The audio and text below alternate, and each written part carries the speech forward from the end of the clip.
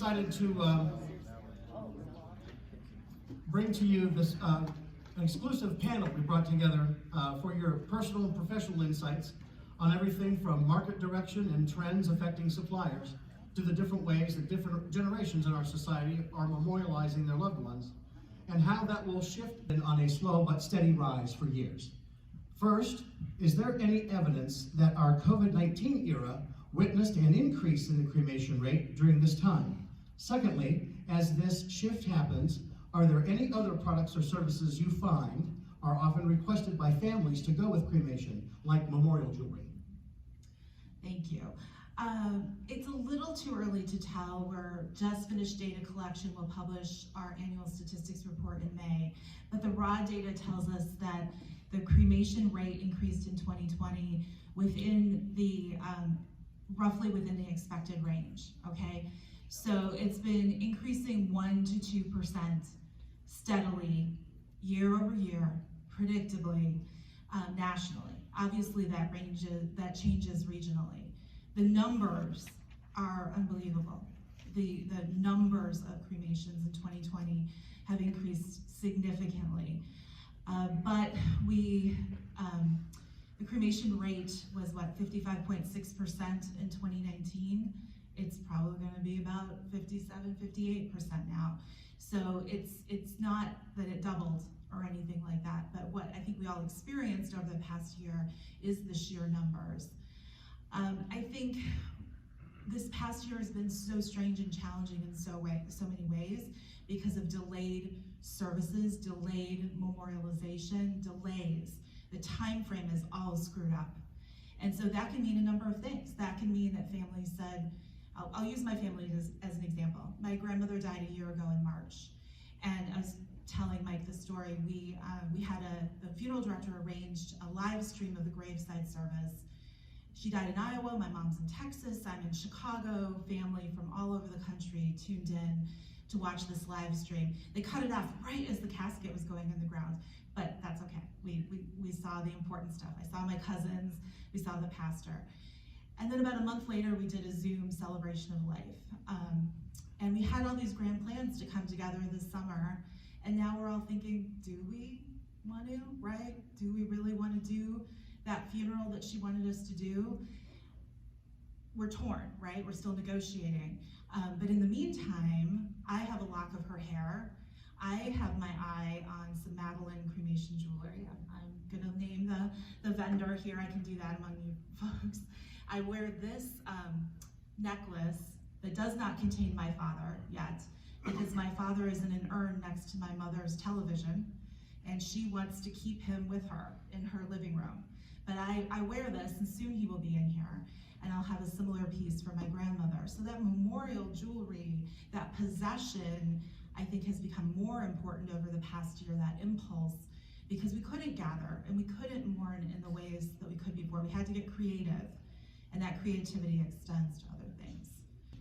Well, kind of across the board, we've had some of our members that say just a slight increase in cremations or no increase at all, but then, for instance, I was talking to one of our board members from the Philippines, and he said his cremations are up 50 to 75%. So it kind of depends on where you go on how many are doing more cremations, but I do think that most would agree that it's definitely something that they need to plan for in the future and think about what does that mean for their business in the future.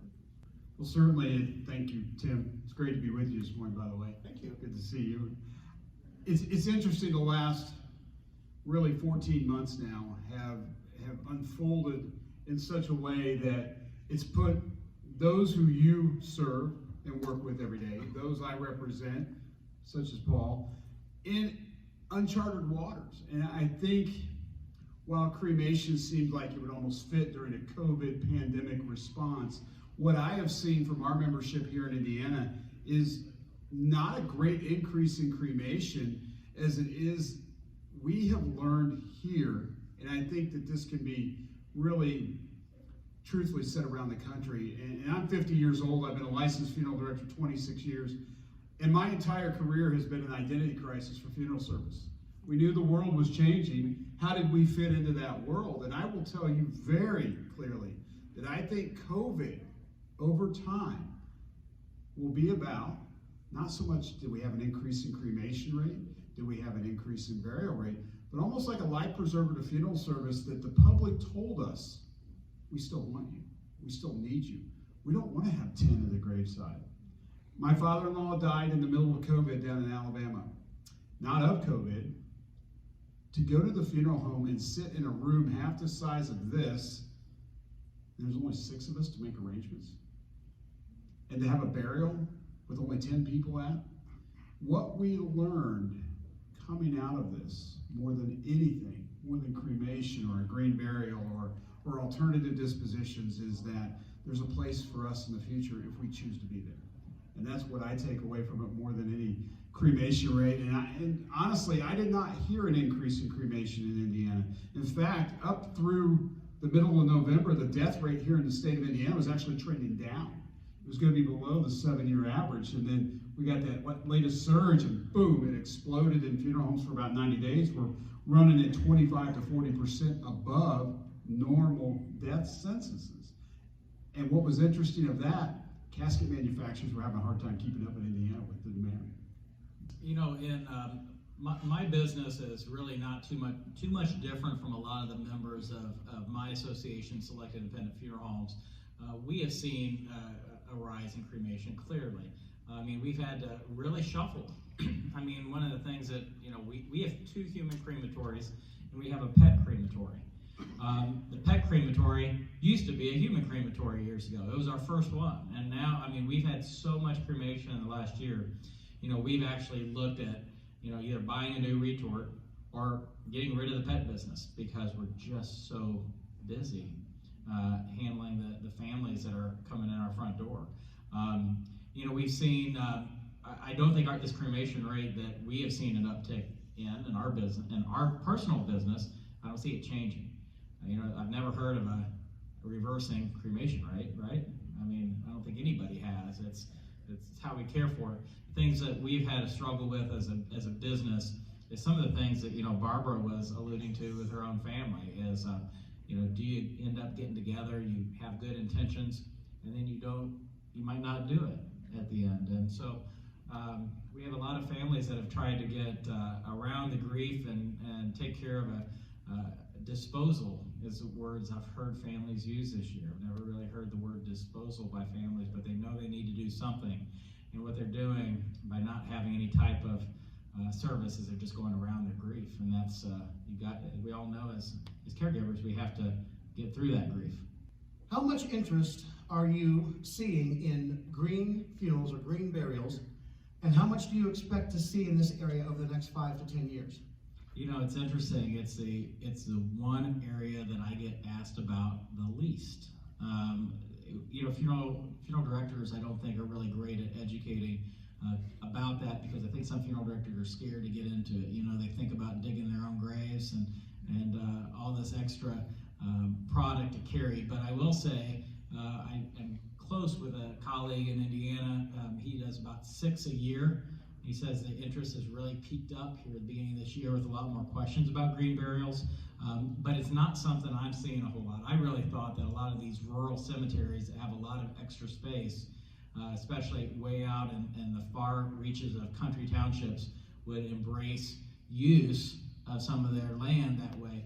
Have not seen that a whole lot. So I do expect it to increase, but it's got to be more of a listing of alternative services, not just traditional burial, but we have, you know, resumation, and we have green burial, and we have cremation. We got to include it a little bit better and be educated on it. Well, it's interesting, the topic of green burial. I actually worked for a firm here in Indianapolis that created the first green cemetery in Indiana, and the use of it is inconsistent. And I think green burial really falls into a much larger dialogue here of alternative dispositions to what we're used to. If you look at what has evolved, not only nationally, but globally, with how we care for our dead, the thought here in Indiana of leasing a burial space is mind-blowing. Once you buy it, it's always yours unless you try to get rid of it. But yet, in Europe, leasing burial space has been a time-honored tradition. Now we're seeing the introduction into resumation, which still here in Indiana is not legal, but there's no really reason why, other than there was some resistance in the legislature. You look at human composting, actually placing decedents in burlap bags and planting tree saplings with them and putting them in the backyard. All of this is part of a larger evolving contextual conversation of how are we going to handle and remain relevant and a part of that in the future. Our association, our board of directors right now is looking at that because nationally we're seeing the evolution of different types of disposition get codified. And usually it's one thing to have the idea, it's another thing to be made into law. The state of Maine right now is wrestling with funeral pyres. Missouri had that 2 years ago. This is a constant conversation. So for green burial, it's one spoke on that wheel of what's the future going to look like. Right now, I'm not seeing from our membership a real high demand in information. And in Indiana, the green burial laws fall within the current cemetery laws. So for all intents and purposes, it's accepted. All right. Well said. I will say a couple things. Consumers are driving the cremation rate. Consumers will drive green burial. That's all. We can't tell consumers what they want. We can't force them into anything. They're going to drive this. A year and a half ago, Cana and Passages International partnered on the first ever Green Funeral Conference. And we focused on shades of green. We focused on greening up businesses. So everybody recycles now, right? Cremation metals are recycled, paper's recycled, depending on your municipality.